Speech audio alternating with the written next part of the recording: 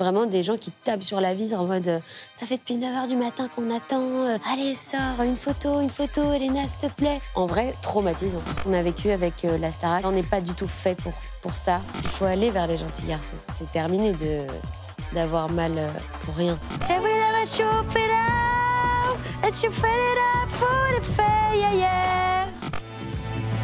Bienvenue. Ça va bien? Très bien, et toi? Tu vas faire des heureuses et des heureux. Voilà, je tiens à le dire. Tu as 23 ans, tu as participé à la 11e saison de la Star Academy, éliminée en demi-finale face à Pierre Garnier, surnommée la reine de la Belgique. Tu as reçu le Energy Music Award de la révélation belge de l'année en octobre dernier. Et tu as, avec toi, plusieurs tubes, déjà, des mélodies entêtantes, une fanbase extrêmement solide, et un premier album qui s'appelle Hélé. H-E-L-E, c'est disponible, c'est déjà un succès. Tu seras en tournée dans toute la France à partir du 23 avril, 3 dates à Paris, Trianon le 5 mai, Olympia le 18 juin et Zénith de Paris le 6 novembre. Ton premier album a été en première place des ventes d'albums en France la semaine de sa sortie. Plus de 130 millions de streams dans le monde. Est-ce que la vie est belle? La vie est très belle, ouais. Surtout quand tu le dis comme ça, tout condensé.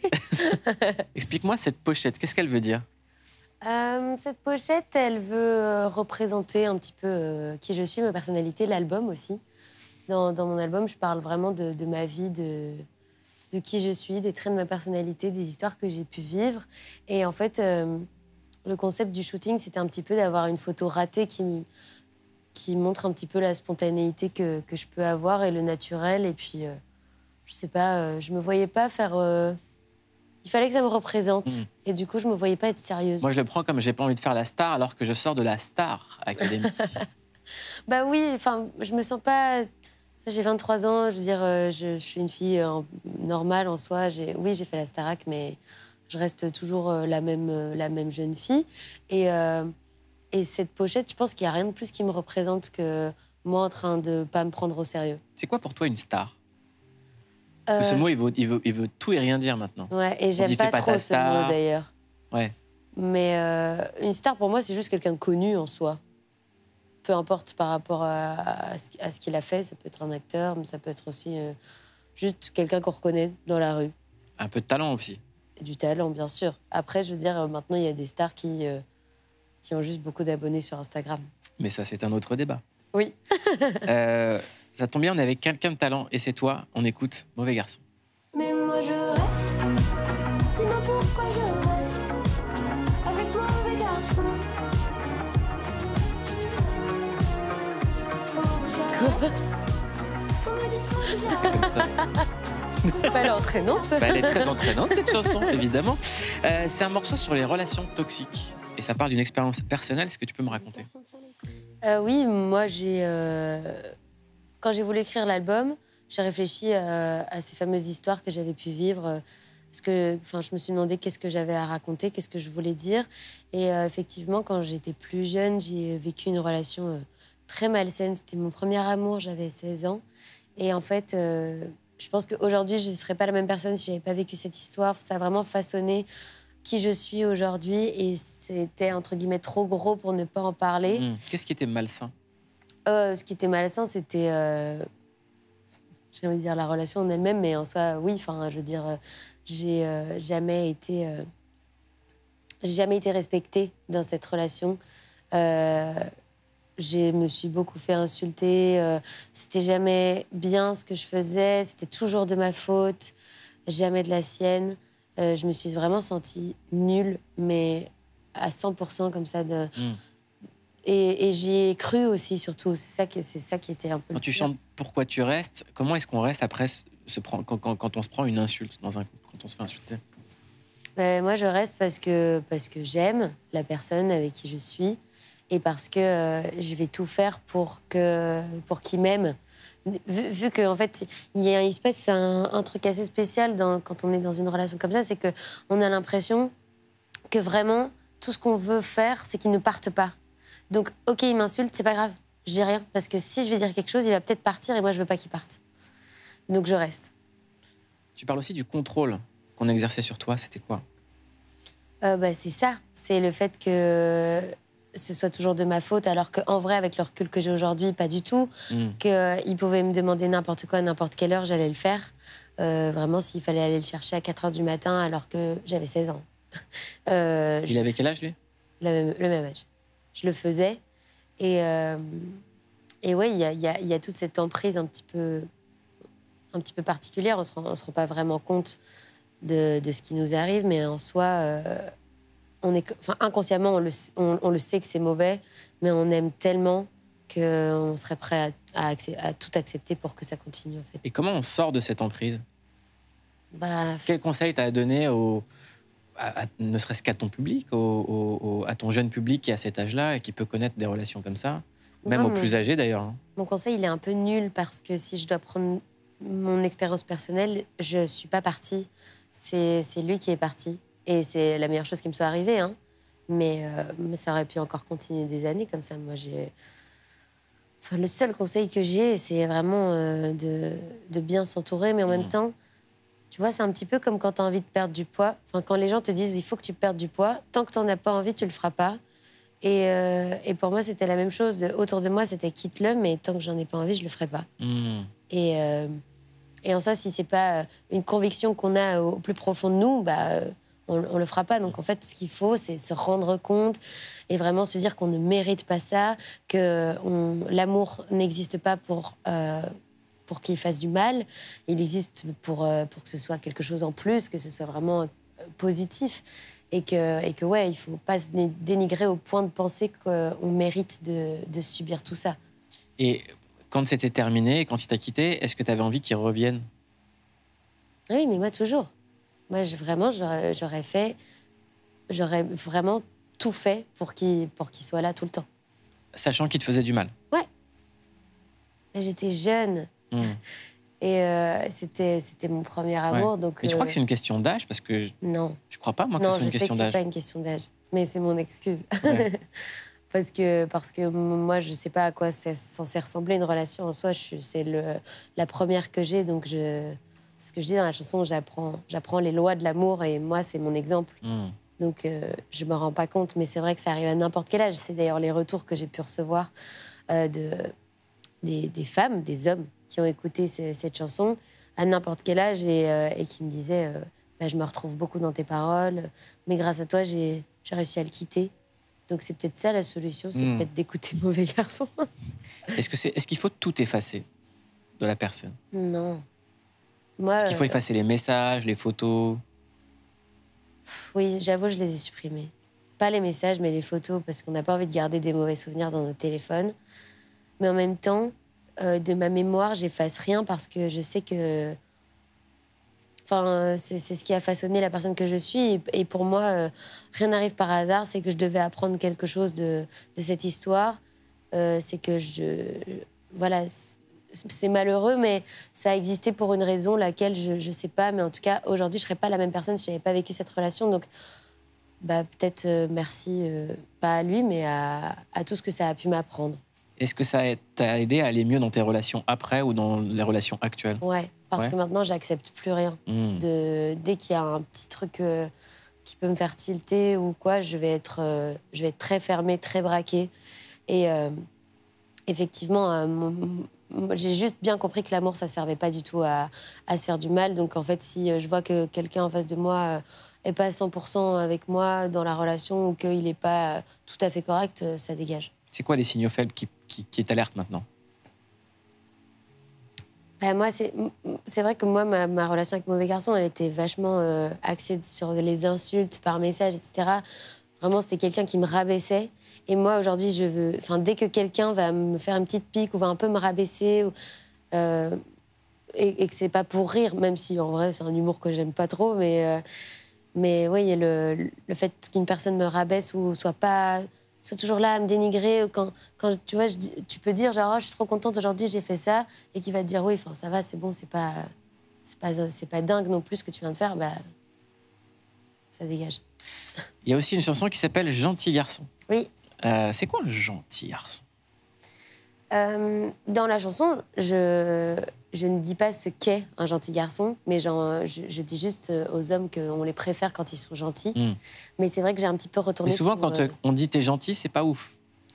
Mais si... Mais il est gentil, lui, ça fait genre... Ouais, c'est très bien. Non, mais justement, moi j'aime que les gentils garçons. Enfin, je veux dire, pourquoi on se fait du mal après ma relation avec mauvais garçon? Mais je cherchais juste à ce qu'on m'aime pour qui je suis. Et les gentils garçons, ils existent aussi. C'est pour ça qu'elle existe. Tu penses que les gentils garçons vont venir à la mode? Moi, à mes yeux, c'est déjà à la mode. C'est terminé d'avoir mal pour rien, en fait. Il faut aller vers les gentils garçons. Autre soulagement auquel tu as participé, c'est le fait qu'on libère aussi la parole sur les injonctions à avoir ce qu'on appelle le summer body. On écoute. Je veux pas entendre ce que t'as à me dire, ni ce que je dois faire pour être belle. Mais comment être belle avec les cheveux pleins de sel? Summer body, tant pis, tu sais quoi? Summer body, je passerai l'été sans toi. Summer body, je vais pas me gâcher la vie pour plaire à je sais pas qui, à je sais pas quoi. En grandissant, on t'a pris la tête avec ce mot summer body? Je sais pas si on m'a pris la tête ou si je me suis pris la tête avec ce mot-là. Mais c'est vrai que j'ai toujours eu un rapport au corps assez compliqué parce que j'ai un petit peu été harcelée quand j'étais plus jeune par rapport à ça. Et tôt, en plus, dès l'âge de 7-8 ans. Oui, c'est ça. Et en fait, je pense que voilà, j'ai été harcelée comme genre la moitié, même beaucoup plus que la moitié des gens sur Terre. C'est malheureusement quelque chose qui arrive à beaucoup trop de monde et il faut réussir à avoir le recul nécessaire pour se dire que voilà, c'est souvent des bêtises ce qu'on raconte. Mais pour le coup, c'est vrai que jeune comme ça, alors que en vrai, je me sentais bien dans ma peau, tout d'un coup, il y a des gens qui viennent me faire penser le contraire. C'est ça qui est plus compliqué. Et puis, je suis une femme, les hormones, l'adolescence, tout ça fait que mon corps change et que je prends du poids. Mes relations amoureuses ont aussi un impact sur le poids que je peux prendre ou perdre. Et donc, c'est vrai que mon rapport à mon corps, il n'a jamais été très, très sain. Et dans cette chanson, je raconte que voilà, les beaux jours arrivent et que ça y est, en fait, je vais devoir faire mon summer body. C'est quelque chose que je fais chaque année. À chaque fois que je vois que on est bientôt en été, qu'il va bientôt falloir se mettre en maillot à la plage ou à la piscine, là, je vais arrêter de manger. Je vais vraiment essayer de perdre ces quelques kilos qui me rendent folle pour me sentir bien, en fait, en maillot de bain. Et l'année passée, tu vois, j'étais en tournée de la Starac à cette période-là.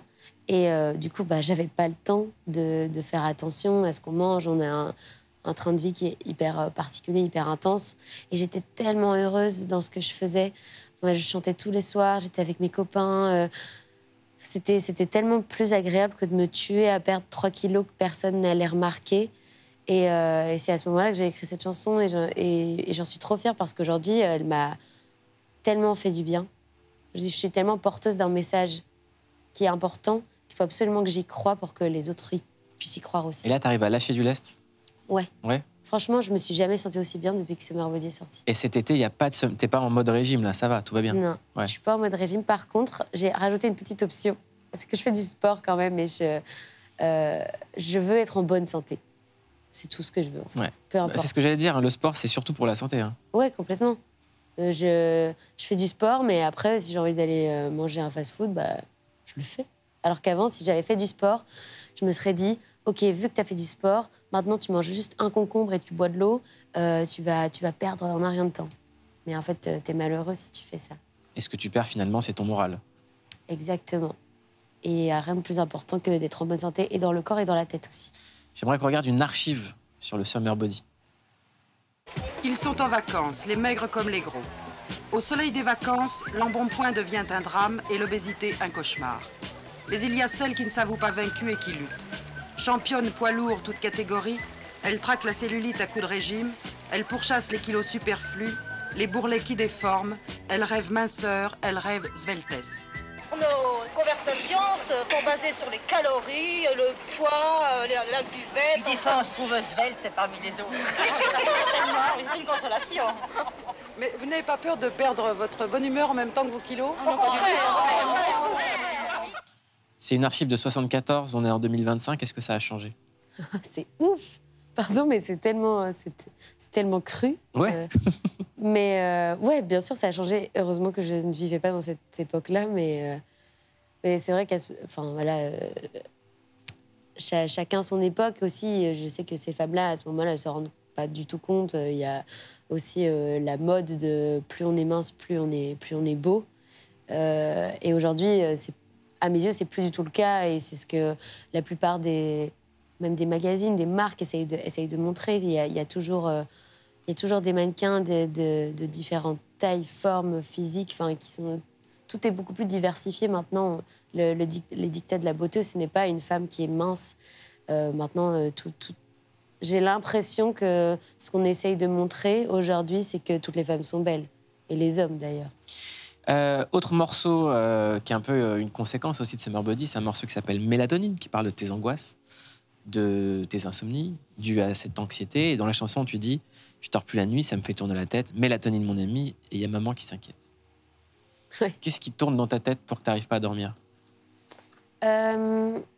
Cette chanson, elle a été écrite à une période un petit peu plus creuse. Il se passait pas grand-chose. On avait terminé la tournée de la Starac, c'était l'été. Et voilà, en fait, je pense que toutes les questions que j'avais pu mettre dans un coin de ma tête toute l'année qui a précédé, elles ont un petit peu ressurgi dans cette période-là qui était plus creuse, où j'avais le temps de penser. Et ça faisait que je dormais plus. Puis il y a aussi cet engrenage de... je sais que je dois dormir, mais j'y arrive pas. Et donc, je me pose des questions. Mais en fait, je suis en train d'angoisser parce que j'arrive pas à dormir. Et ça tournait en boucle dans ma tête de... Je pense que c'est normal de m'être posé toutes ces questions-là. Enfin, je veux dire, c'était bête, hein, mais c'était à quoi va ressembler ma vie? Est-ce que je vais m'en sortir? Est-ce que je reprendrai pas mes études quand même pour avoir quelque chose à côté? Est-ce que mes parents, ça va, ils sont pas trop stressés? Enfin, ok, là, ça fonctionne, Summer Body, c'est trop cool, mais dans un an, c'est quoi? Enfin, comment faire un deuxième album alors que j'étais encore sur le premier? C'est normal de se poser ces questions-là, mais en même temps... Mais en même temps, est-ce que c'est des questions dont tu aurais les réponses? Parce que c'est que des trucs qui ne sont pas connectés au présent. Bien sûr. Oui, mais c'est parce que je pense que je suis une stressée de la vie et de l'organisation. Là, je suis dans un travail, un métier qui... On ne connaît pas notre avenir, on ne sait pas trop ce qui va se passer. Ce n'est pas nous qui décidons en soi. Et je trouve que ce qui crée des angoisses, paradoxalement, c'est ce mot de rêve. Quand on te dit tu vis la vie de rêve, tu fais un métier de rêve, et finalement, ça t'empêche de dormir, un métier de rêve. Oui. Mais après, moi, j'ai toujours été insomniaque, un petit peu stressée. Même quand je faisais mes études, je me posais aussi plein de questions. Mais c'est important de se poser des questions, effectivement, et c'est important qu'on soit OK de ne pas trouver les réponses. Parce que si on les cherche, on va se bouffer et ça ne va pas du tout aller. Mais c'est vrai que ce métier de rêve, c'est aussi pour ça qu'elles existent, hein, ces chansons. C'est pour montrer que, OK, c'est trop cool, mais il y a des moments où genre, ça va pas bien. Et puis c'est OK aussi de pas aller bien tous les jours, d'avoir des hauts et des bas. On en a tous, peu importe la carrière et ce qu'on fait dans la vie. Le morceau que tu vas nous chanter tout à l'heure s'appelle Boule au ventre, qui parle aussi des angoisses. Tu dis que tu as eu un coup de mou après la tournée de la Star Academy. Yes. Qu'est-ce qui s'est passé? Ce coup de mou, je pense qu'on l'a tous eu.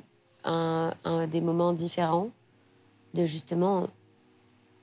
Moi, je dis toujours que ce qu'on a vécu avec la Starac, c'est humainement... Enfin, je veux dire, on n'est pas du tout fait pour ça, pour vivre ça du jour au lendemain. Et c'est trop intense. Enfin, tu vois, si j'avais été éduquée depuis que je suis toute petite comme ça, ça irait. Mais là, du coup, j'ai rien compris. Enfin, je veux dire, c'est pas normal ce qui se passe du jour au lendemain. On est personne et puis on sort et on nous reconnaît dans la rue. Il se passe tellement de choses. On part en tournée. Enfin, il y a des gens qui hurlent nos prénoms. Et cette période-là où tu te rends compte de tout ce qui s'est passé et que ta vie ne sera plus jamais la même qu'avant, ça peut créer des angoisses et parfois ça a pu me faire peur. À quel moment, par exemple? Je prends cet exemple-là parce que je sais que ce jour-là, j'ai fait une vraie crise d'angoisse. J'ai découvert un petit peu ce que c'était aussi. Je n'étais pas une personne très anxieuse à la base, moi. Et ouais, c'était une promo cet été dans un petit village.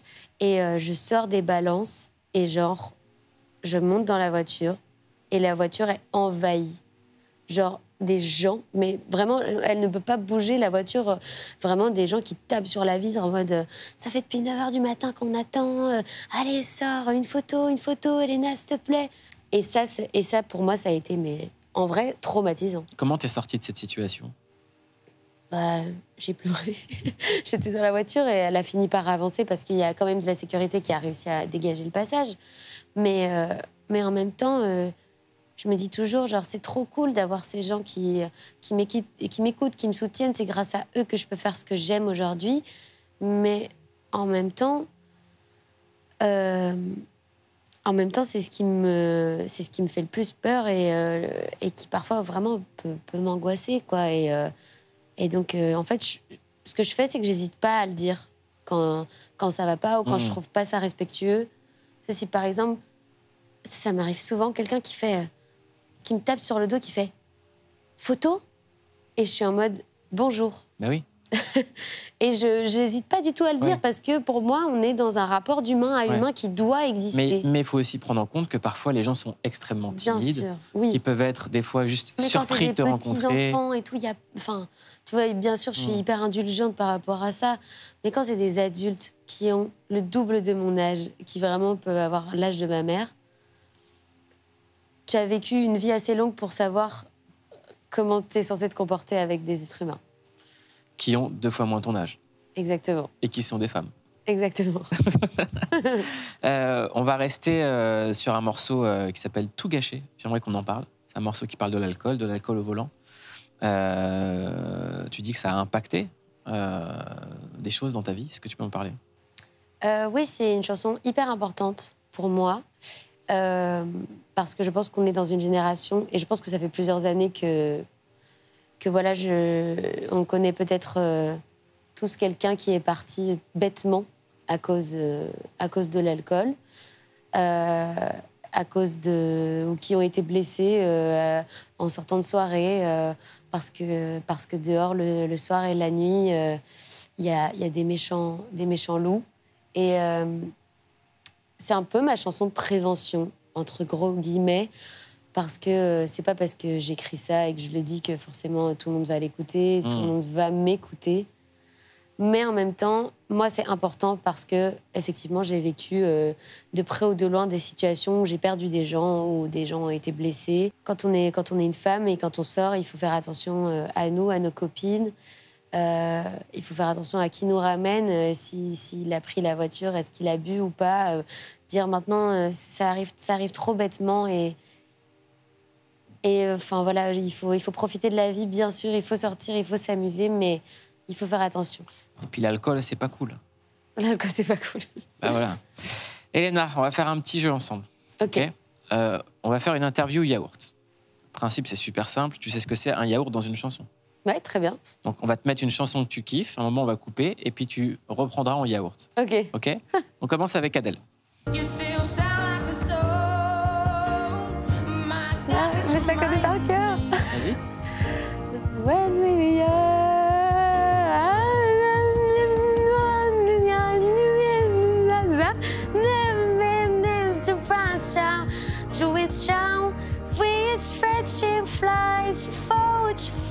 feel life this way, get it rose, the beautiful birthday. Ça fonctionne ou pas? Ça fonctionne très bien. Love Yourself, Justin Bieber, c'est parti. And I didn't want to write a song, cause I didn't want anyone thinking I still care or don't, but in my mortgage at a budget for the hospital at a street fund 25 funds to better pay used to pay by pochai and I would do that did I feel that sweaty boom I know they were tight. Je m'en sors bien, hein? Très bien. Allez, Beyoncé. Ah, c'est facile ça. Je voulais chauffer là, et chauffer là pour le faire, yeah, yeah. Je veux la casser, chauffer, for wow, wow. Show up, save for brain. Every chip free to pop, wow. Un classique, ouais, un dernier, un classique de la Starac. Chimado Fernando Federico, Chachita Pito, Chompoquero Pap, Chompoquero Pap, Chompoinero Pap, Pum Pum, Tinkera Pocha. Tinkera Pocha, très grand texte. Elena, tu restes avec nous? Oui. Tu nous fais un kiff avec un live. Ok. À tout de suite.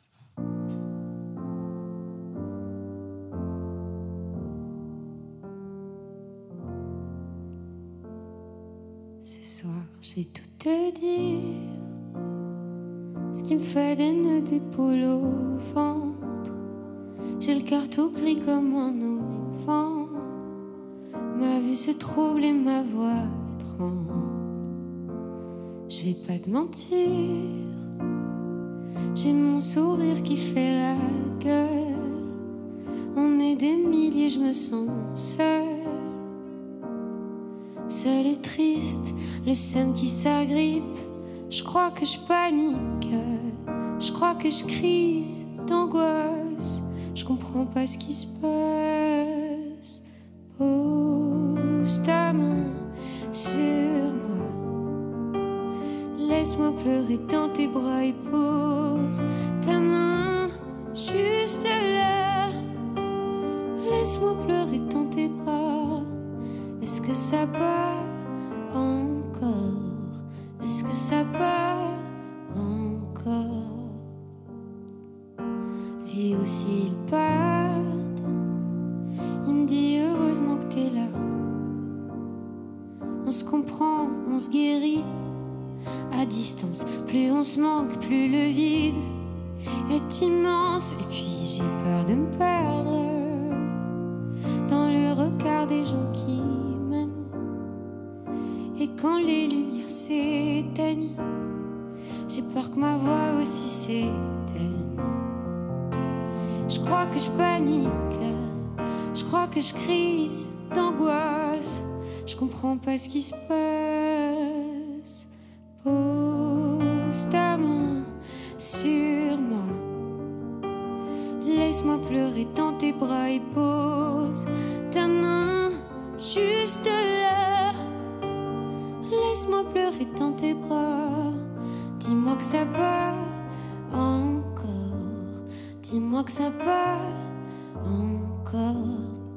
Ça fait des vagues d'angoisse qui montent, le souffle coupé, une boule qui se serre. J'ai tout ce que je voulais et pourtant j'ai honte.